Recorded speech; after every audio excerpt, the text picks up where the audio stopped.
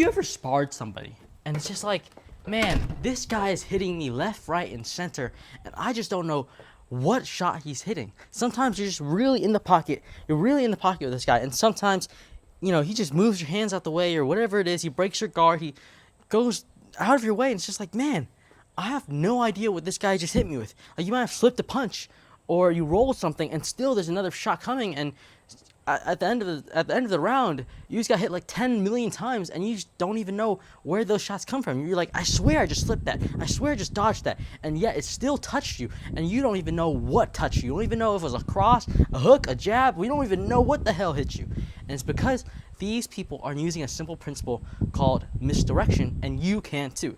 Misdirection is not like a feint. Feinting is when you make your opponent guess that, okay, you're going to do this, you're going to move like this, you're going to do that, and it's by throwing a half-assed strike, right? It's like a jab feint, right? Well, I'm not going to throw my punch all the way out here like this because that's just a jab, right? I want to conserve my energy. So the feint, I'll try to get him to raise his hand up or raise his guard up. At the same time, I'm not throwing a full jab.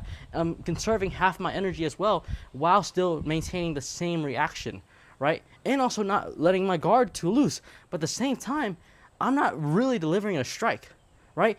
I am throwing all this force out here, and then when I retract it back, the momentum is gone. So see, that's what a feint is. But a misdirection strike is something completely different. I'm not killing the momentum, right? With the feint, there's momentum going forward right now, and I bring it back and I killed it. Right now, with a misdirection shot, I don't kill the momentum. So for example, a really good misdirection strike is this uppercut to this hook, right? And what it is basically, let's say I'm in close range. Boom, boom, boom, boom. We're hand fighting. Boom, boom, boom. Boom, boom, boom. Boom, boom. Right? And all of a sudden, I see there's a opportunity for me to land this uppercut. So I just throw the uppercut. Boom. He gets hit by this uppercut. He's like, I don't really like the uppercut. Right? So now next time he's going to shell up a little bit more. Every single time he sees it coming, he's going to shell up a little bit more. I'm not going to make that same mistake again. Right? So next time I throw this uppercut, I see him start shelling up. Guess what I'll do? Instead of killing momentum by feinting it and then all of a sudden getting my hand back in place and then throwing a hook, I'm making it all one smooth motion, right? So I'll go boom, boom, right? And all I did was I used this. I didn't kill the momentum like a feint. I used the same momentum, but I misdirected my shot. I directed it first. It was directed up here into an uppercut, and then I realized, hey, he's shelling up. So guess what? I'm using this opportunity to just move this over, and I redirected the momentum this way. I didn't kill it. I redirected it. And there's so many different other ways you can do this, right? It's not just this uppercut to this hook, right? There's a lot of different other strikes and also kicks as well, right? A question mark kick is a really good one, right? Boom. Dude, I'm throwing so many teeps. Oh, the guy's like, oh, my body hurts. My body hurts. Boom, my body hurts, right? Okay, well, next time, he's going to shell up. He's going to guard up a little bit tighter. Or he's going to put his hand down and try to block it. Some of these beginner mistakes. And sometimes you can catch him off guard and be like, you know what? I'm throwing a question mark kick. Boom! Right? He saw my knee coming up, and it's about to extend. But instead of extending, I looped it around, and I kicked his bitch ass. Right? That's what I did. Right? So I used misdirection in that situation as well. But there's other strikes. Like, for example, there's other ways you can use it. And for example, let's see. Uppercut to jab, right? You can roll you can roll like a cross, right? Boom, I just rolled this cross. And instead of just throwing this uppercut, I'm gonna throw a jab. Boom. Boom. Right? He thinks that my momentum is going up, but instead I choose to shoot it out, right?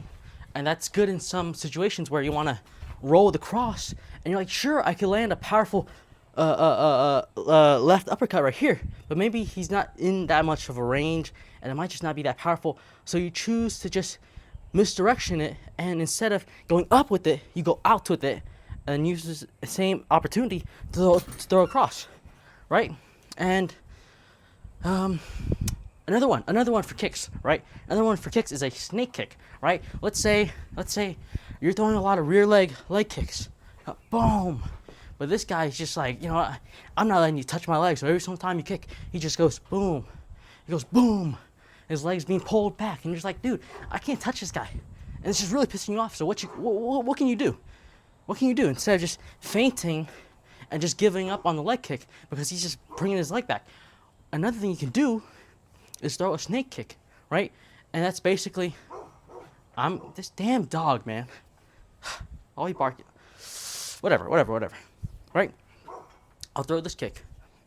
Boom, this leg kick. He thinks it's another leg kick, but instead, I'm not gonna kill the momentum. I'm gonna redirect it, and I'm gonna redirect it into a teep. Boom, right? So leg kick is still coming.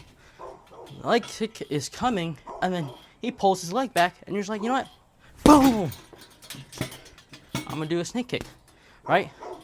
That's what it is. I didn't kill the momentum. I just redirected it, right? And this one is another one is going to be this hammer fist strike. And a lot of you guys, especially the more boxing-esque type of disciplined guy you are, you're probably just like, I'm not using this because you've never been taught this. But I guarantee you this works a lot. And might not have that much knockout power, but it definitely still bothers the guy and still definitely hurts the guy, right? At least if they don't guard it or if they don't see it coming, right? And it's going to be this upside down hammer fist. And the way I like to set it up is, let's say, for example, I miss a overhand. Boom, I miss it. Boom, he's just slightly out of reach, right? Or he just blocks it by putting his guard up, right? Like this, right? So what I'll do next time is I see, you know what? Boom, this overhand is missing, right? You know, guess what? Fuck it, I don't care. I'm throwing this upside down hammer fist. Boom, boom. And that lands like that. Obviously, it's not going to have that much power, but man, a jab doesn't have much power either, but you still throw it. It's because it's good to land any sort of strike that you can.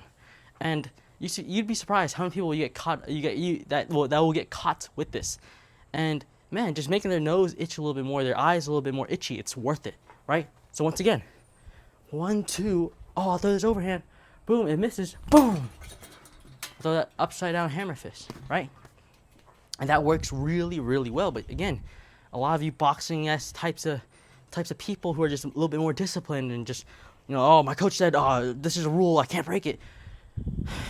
You people, you know, you got to be more creative. You got to break the rules sometimes, right?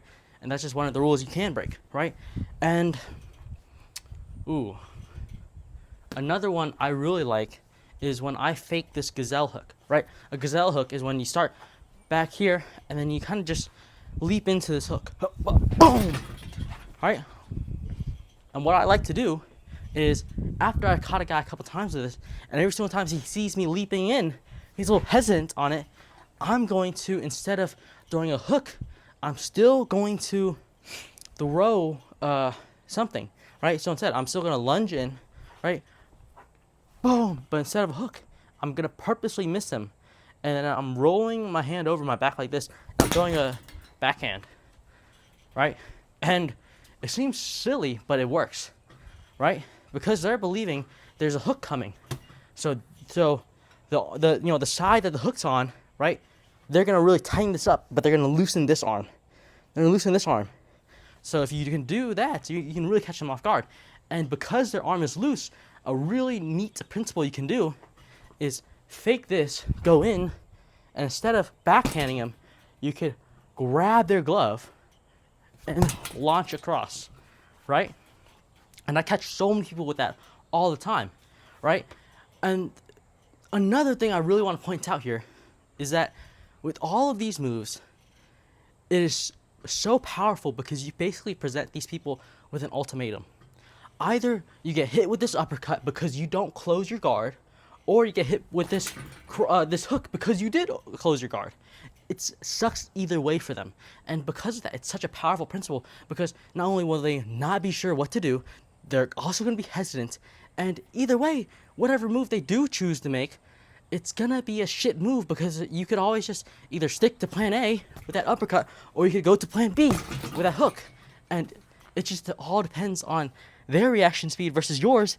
And you know, dude, as long as you can set it up well and you can really react in real time to what they're doing, man, you could be slightly slower than them and still catch them off guard really, really well if you just understand this basic principle of misdirection. And obviously, I just went over some basic combos and basic setups, but man, there's so many different ways you could really abuse this tactic. And it's beautiful to see, right? And if you just start using this more and more in your sparring rounds, I guarantee you're going to catch so many people off guard. And instead of being the one that's just like, man, what the hell did I get hit with? You're going to start making motherfuckers say, man, what the hell did this guy just hit me with, right? So if that's something you really like if you guys really like this video and you really like, you know, this type of environment and just knowledge in general about boxing, about kickboxing, about MMA, I have a whole YouTube channel dedicated to this sort of thing that it will go over all sorts of striking and especially the fight IQ and the mentality aspects but behind fighters and all this stuff, right? So if that sounds like something you're interested in, I have plenty other videos on my YouTube channel just like this one. But with that being said, guys, like, comment, subscribe, all that jazz. And if there's no videos on my YouTube that can help you out, I also have an Instagram link down in the description below that you can click on and you can follow me and send me a message and I'll give you free advice. But if you are someone that is a little bit more dedicated, you are kind of new, but you really want to explode with your progress and you really want to just jump and just make insane progress in your gym, I'm currently hosting a 6-week-long program that'll teach you to become a better striker in 6 weeks or less. It'll get you from being a beginner to an intermediate level fighter in 6 weeks or less. So that sounds like something you're interested in. There's also a link down in the description below that you can click on and you can book a call with me today for free, no pressure, no nothing. But yeah, guys, with that being said, peace out.